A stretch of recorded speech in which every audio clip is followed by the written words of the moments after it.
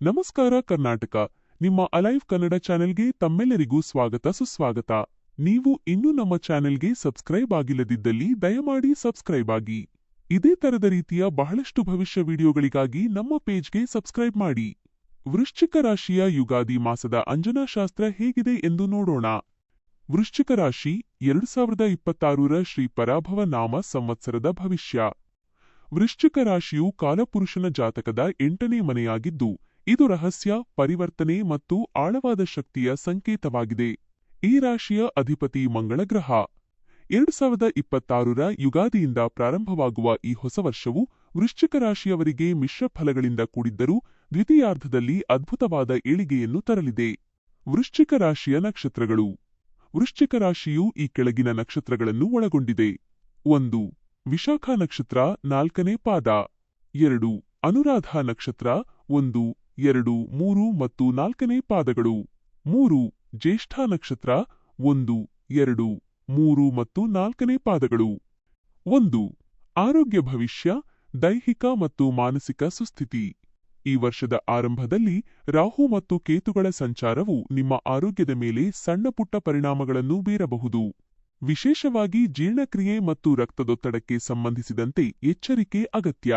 ಮಂಗಳನ ಪ್ರಭಾವದಿಂದಾಗಿ ನೀವು ಅತಿಯಾದ ಉದ್ವೇಗಕ್ಕೆ ಒಳಗಾಗುವ ಸಾಧ್ಯತೆಯಿದೆ. ಇದು ಮಾನಸಿಕ ಒತ್ತಡಕ್ಕೆ ಕಾರಣವಾಗಬಹುದು.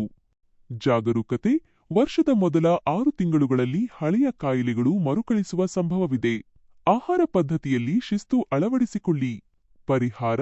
ಪ್ರತಿದಿನ ಪ್ರಾಣಾಯಾಮ ಮತ್ತು ಧ್ಯಾನ ಮಾಡುವುದರಿಂದ ಮಾನಸಿಕ ಶಾಂತಿ ಲಭಿಸುತ್ತದೆ. 2. ಆರ್ಥಿಕ ಸ್ಥಿತಿ, ಹಣಕಾಸಿನ ಹರಿವು ಮತ್ತು ಉಳಿತಾಯ. ಆರ್ಥಿಕ ದೃಷ್ಟಿಯಿಂದ 2026 ನಿಮಗೆ ಪಾಠಗಳನ್ನು ಕಲಿಸುವ ವರ್ಷವಾಗಿದೆ. ಗುರು ಗ್ರಹದ ಶುಭ ದೃಷ್ಟಿಯಿಂದಾಗಿ ಧನಾಗಮನಕ್ಕೆ ಕೊರತೆಯಿಲ್ಲದಿದ್ದರೂ ಶನಿದೇವನ ಪ್ರಭಾವದಿಂದ ಅನಗತ್ಯ ಖರ್ಚುಗಳು ಹೆಚ್ಚಾಗಲಿವೆ. ಹೂಡಿಕೆ. ಭೂಮಿ ಮತ್ತು ಆಸ್ತಿಯಲ್ಲಿ ಹೂಡಿಕೆ ಮಾಡಲು ಈ ವರ್ಷದ ಮಧ್ಯಭಾಗವು ಅತ್ಯಂತ ಸೂಕ್ತವಾಗಿದೆ. ಷೇರು ಮಾರುಕಟ್ಟೆಯಲ್ಲಿ ತೊಡಗುವವರು ಬಹಳ ಎಚ್ಚರಿಕೆಯಿಂದ ಇರಬೇಕು. ಸಾಲದ ಸುಳಿ. ಯಾರಿಗಾದರೂ ಹಣ ಸಾಲ ಕೊಡುವ ಮೊದಲು 10 ಬಾರಿ ಯೋಚಿಸಿ, ಏಕೆಂದರೆ ವಾಪಸ್ ಬರುವ ಸಾಧ್ಯತೆ ಕಡಿಮೆ ಇರುತ್ತದೆ. 3. ಉದ್ಯೋಗ ಮತ್ತು ವೃತ್ತಿ ಜೀವನ, ಪ್ರಗತಿಯ ಹಾದಿ. ವೃತ್ತಿರಂಗದಲ್ಲಿ ವೃಶ್ಚಿಕ ರಾಶಿಯವರಿಗೆ ಈ ವರ್ಷ ದೊಡ್ಡ ಮಟ್ಟದ ಜವಾಬ್ದಾರಿಗಳು ಸಿಗಲಿವೆ. ನೀವು ಮಾಡುತ್ತಿರುವ ಕೆಲಸದಲ್ಲಿ ನಿಷ್ಠೆ ಮತ್ತು ಪ್ರಾಮಾಣಿಕತೆ ಇದ್ದರೆ ಮೇಲಾಧಿಕಾರಿಗಳಿಂದ ಪ್ರಶಂಸೆ ಪಡೆಯುತ್ತೀರಿ. ಸ್ಥಳಾಂತರ, ಉದ್ಯೋಗ ನಿಮಿತ್ತ ಬೇರೆ ಊರಿಗೆ ಅಥವಾ ವಿದೇಶಕ್ಕೆ ಪ್ರಯಾಣಿಸುವ ಯೋಗವಿದೆ. ಜುಲೈ ನಂತರದ ಸಮಯವು ಬಡ್ತಿ, ಪ್ರಮೋಷನ್ ಪಡೆಯಲು ಪೂರಕವಾಗಿದೆ. ವ್ಯಾಪಾರ. ಸ್ವಂತ ಉದ್ಯಮ ನಡೆಸುವವರಿಗೆ ಹೊಸ ಪಾಲುದಾರಿಕೆಗಳು ದೊರೆಯಬಹುದು. ಹೊಸ ತಂತ್ರಜ್ಞಾನವನ್ನು ಅಳವಡಿಸಿಕೊಳ್ಳುವುದು ಲಾಭದಾಯಕವಾಗಲಿದೆ. 4. ಕೌಟುಂಬಿಕ ಜೀವನ ಮತ್ತು ಸಂಬಂಧಗಳು. ಕುಟುಂಬದಲ್ಲಿ ಮಂಗಳ ಕಾರ್ಯಗಳು ಜರುಗುವ ಸಾಧ್ಯತೆ ಹೆಚ್ಚಿದೆ. ಮನೆಯಲ್ಲಿ ಹಿರಿಯರ ಆರೋಗ್ಯದ ಬಗ್ಗೆ ಕಾಳಜಿ ವಹಿಸಬೇಕಾಗುತ್ತದೆ. ದಂಪತಿಗಳ ನಡುವೆ ಸಣ್ಣಪುಟ್ಟ ಭಿನ್ನಾಭಿಪ್ರಾಯಗಳು ಬಂದರೂ ಪರಸ್ಪರ ಮಾತುಕತೆಯಿಂದ ಅವುಗಳನ್ನು ಬಗೆಹರಿಸಿಕೊಳ್ಳಬಹುದು. ಸಂತಾನ ಭಾಗ್ಯ. ದೀರ್ಘಕಾಲದವರೆಗೆ ಸಂತಾನಕ್ಕಾಗಿ ಕಾಯುತ್ತಿದ್ದ ದಂಪತಿಗಳಿಗೆ ಈ ವರ್ಷ ಶುಭ ಸುದ್ದಿ ಕೇಳಿಬರಲಿದೆ. ಸಾಮಾಜಿಕ ಗೌರವ. ಸಮಾಜದಲ್ಲಿ ನಿಮ್ಮ ಗೌರವ ಮತ್ತು ಪ್ರತಿಷ್ಠೆ ಹೆಚ್ಚಾಗಲಿದೆ. ಸಾರ್ವಜನಿಕ ರಂಗದಲ್ಲಿ ಗುರುತಿಸಿಕೊಳ್ಳುವ ಅವಕಾಶ ಸಿಗಲಿದೆ. 5. ವಿದ್ಯಾರ್ಥಿ ಜೀವನ ಮತ್ತು ಶಿಕ್ಷಣ. ವಿದ್ಯಾರ್ಥಿಗಳಿಗೆ ಈ ವರ್ಷ ಏಕಾಗ್ರತೆಯ ಕೊರತೆ ಕಾಡಬಹುದು. ಮನಸ್ಸು ಚಂಚಲವಾಗುವುದರಿಂದ ಓದಿನ ಮೇಲೆ ಗಮನ ಹರಿಸುವುದು ಕಷ್ಟವಾಗಬಹುದು.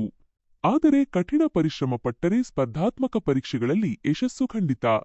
ಉನ್ನತ ಶಿಕ್ಷಣ. ತಾಂತ್ರಿಕ ಮತ್ತು ವೈದ್ಯಕೀಯ ಶಿಕ್ಷಣ ಪಡೆಯುತ್ತಿರುವವರಿಗೆ ಹೆಚ್ಚಿನ ಲಾಭವಿದೆ. ಸಂಶೋಧನಾ ಕ್ಷೇತ್ರದಲ್ಲಿರುವವರು ಹೊಸ ಸಂಶೋಧನೆಗಳನ್ನು ಮಾಡುವಲ್ಲಿ ಯಶಸ್ವಿಯಾಗುತ್ತಾರೆ. 6. ಪರಿಹಾರೋಪಾಯಗಳು ಮತ್ತು ಅದೃಷ್ಟದ ಅಂಶಗಳು.